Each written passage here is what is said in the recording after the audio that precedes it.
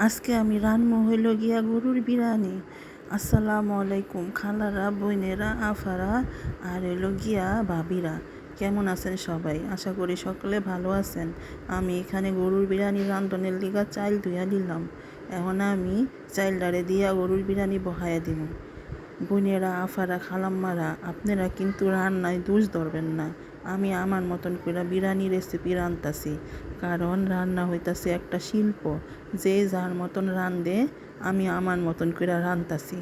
আমি এমনি করে রাঁধা ফ্যামিলির সকলরে খাওয়াই, সবাই অনেক মজা পায়। যদি আপনাকে বিশ্বাস না হয় তাহলে একদিন আমাকে বাড়িতে আইয়েন।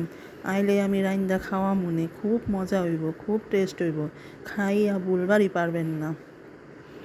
এই যে আমি প্রেসারে গোশ দিয়া দিছিলাম, সুন্দর করে হইয়া গেছে গা। এখন আমি চাইলটাও দিয়া দিছি গরম পানির মধ্যে, সব রকম সব দিয়া দিছি। গোশটারও সুন্দর করে ডাইলা চেরা লইতাছি। একটু পরে আমার হয়ে যাবো গা বিরিয়ানিটা। আগে থাকতে আলু ভাজা রাখছিলাম, ওটারও দিয়া দিলাম বিরিয়ানির মধ্যে। এখন খুব সুন্দর করে লাইরা চাইরা দিলাম ঢাকনা দিয়া ডাইকা। এই তো হইয়া গেছে গা, অর্ধেক বেশি অর্ধেক হইয়া গেছে গা। এখন একটু লাইরা চাইরা উপরেরটা নিচে দিয়া, নিচেরটা উপরে দিয়া, একটু কেওড়া জল ছিটাইয়া সুন্দর করে আমি এখন দমের ভিতরে বহাই দিব।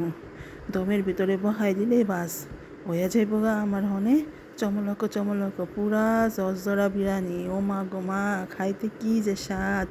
এই তো আমি বাইরে খাইতে বইয়া গেছি গা, কি যে মজা হয়েছে! এত মজার বিরিয়ানি, বিশ্বাস না করলে আঙ্গ বাইত আয়েন, আমি রাইন্দা খাওয়া মনে।